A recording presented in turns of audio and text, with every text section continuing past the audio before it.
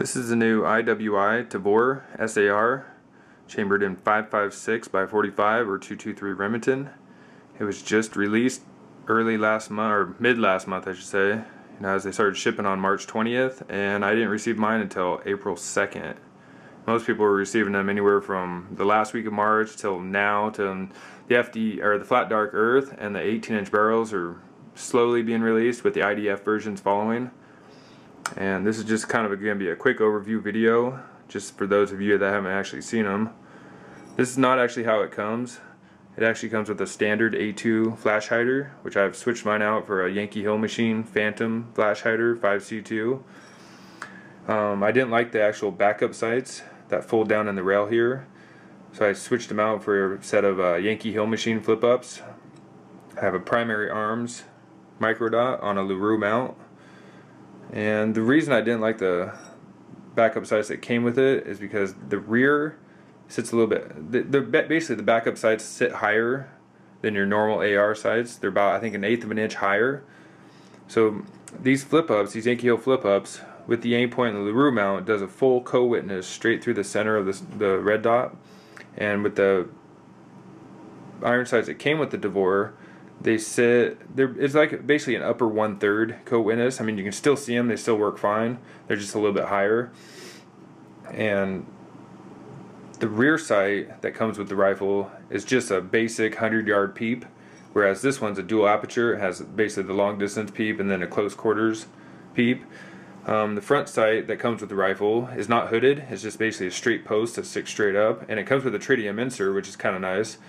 But the front sight here that I got with the Yankee Hill flip-ups is hooded, so you can actually see it better, I should say. Like in bright light, you can distinguish the sight better than if it was just a straight post sticking up. And then I also put a tritium insert in this one. For those of you that are unfamiliar with the rifle too much, I'm sure there's plenty of videos, you guys have seen them out there, but this is the magazine release. Basically pulled out like a trigger, magazine pops right out. And then this is the bolt release. Basically, as you put a new magazine, fresh magazine in there, you hit the bolt release, and it basically chambers the next round. Pretty simple, pretty quick. It came with some quick detach sling mounts here and here, and this is actually on both sides. This one was actually on the other side because this is actually a right-handed model, and I prefer a left-handed model. I mean, I can still shoot this rifle, being in the configuration it's in, except for my cheek well. It's gonna have to be farther back here, which it's comfortable, but it's not what I prefer. The guy that actually got these rifles for us ordered all of us left-handers right-handed models, and then he said that he's going to send us out a left-handed bolt as soon as he gets them, which is not too bad, free of charge, he said.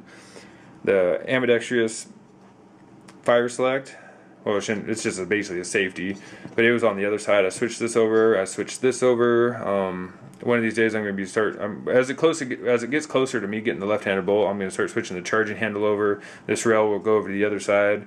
The ejection port cover, or the ejection and the brass deflector will actually move to the other side. All in all, it's a very nice rifle. It's light. To me, it's more ergonomically advanced than an AR or definitely an 8K. Here's the flash hider that actually came with it, and it's not bad. I just don't prefer these. I think they're too plain looking. They do their job. They do a pretty decent job as far as flash hiding is concerned, or flash suppressing. The Yankee Hill's far superior. It came with your basic gun lock. The owner's manual is very detailed. It says a lot it shows you a lot of how to clean the gun, how to take apart the gun. The left-handed conversion in this, I think it might have left out a step, because there's a debris shield that covers the bolt and the ejection back here, basically the mechanism. There's a debris shield back here that you actually have to flip opposite, because there's a hole where the charging handle goes through, it slides back and forth. And it doesn't mention that in the manual, so I'm not sure if the American version you have to do that. But I know on the Israeli and the Canadian versions you actually have to flip the debris shield to the other side, which means you have to take out the barrel and basically remove all this, which shouldn't be too bad. It didn't come with a barrel wrench. You got to get those with the conversion kits. So basically you got to depress the spring on the other side here, and then this will just spin and the barrel comes out after you take off the rail, take off the foregrip, and then I think you got to remove the charging handle with it. And the magazines, you know, they're the plastic molded magazines. They are IWI stamped. You know, I believe CAA makes them. And they're not bad. I mean, they're really strong. I don't know why they decided to put the window in the front instead of the rear. You know, the brass to me is easier to see than the bullets are. Thought that was kind of odd. The floor plate's a little bulky, but other than that, you know, they're not bad magazines. We'll see how much they sell them for after they come out. And I do have the Elander metal magazines from Israel, but from my understanding, if you use those, you go over the 922 compliance for imported parts on your rifle. At least that's what Michael Kasner said in his recent post, that if you do use an imported magazine, you're going over the 922R compliance for imported parts on a rifle. As far as American, you know, this rifle was made in America, so you can actually put as many American-made parts on here as you possibly can. It already has the minimum, I believe. And I think it does have the minimum parts on it right now. Like the barrel, as you can see here, made in Israel. You know, so I definitely know the barrel was made in Israel. And there's a few, I think maybe even the trigger pack was made in Israel. And it's actually really easy to take out the trigger pack. You just pop these 2 captive pins out the other side, and the trigger pack falls down. To remove the piston and the bolt carrier and the bolt, basically pop this one out to the other side. It is captive. The butt pad comes down and it just slides right off. Easy cleaning, put it right back in. Lube a couple points on it. They want you to lube the sides of the bolt, where it contacts the rails. And they basically specifically say to brush the front end of the piston, the part that looks like a nipple, but do not brush or do not really clean with abrasive brushes or material or lubricants, I should say, on the actual shaft of the piston.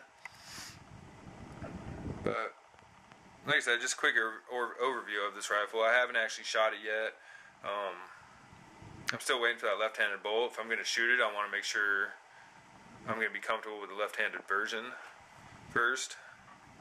It came with the QD sling mounts. You know, it comes with 2 of them. And they just pop right in there. And right there.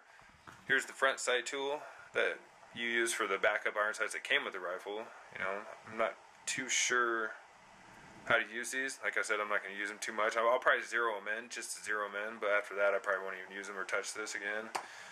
The cleaning kit comes in an IWI pouch. It has the basic rods, the chamber brush, the bore brush, basically just basic cleaning kit. But hopefully in the next couple weeks I'll be getting the left-handed bolt, because I cannot wait to shoot this, and I just wish ammo would come down, because $1 per round right now, it's kind of killing my paychecks. But all in all, glad I purchased this. Well worth the money. It's very short. It's about, you know, with a AR stock folded, completely collapsed, I should say.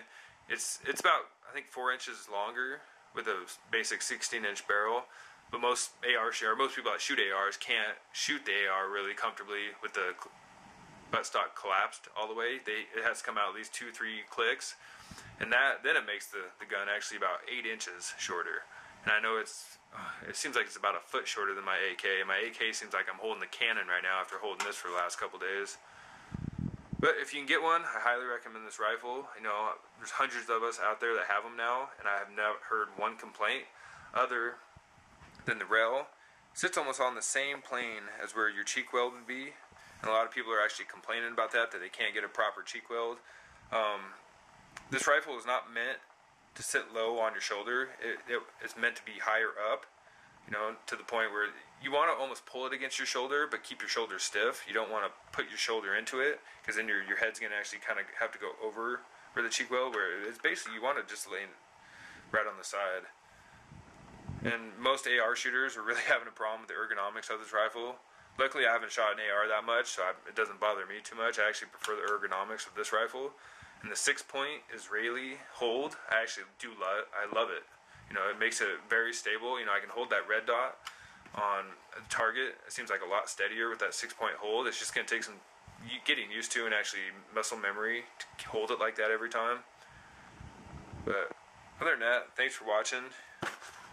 You know, I'll do a shoot interview, or at least a video of me shooting it here pretty soon, just as soon as I can convert it into left-handed.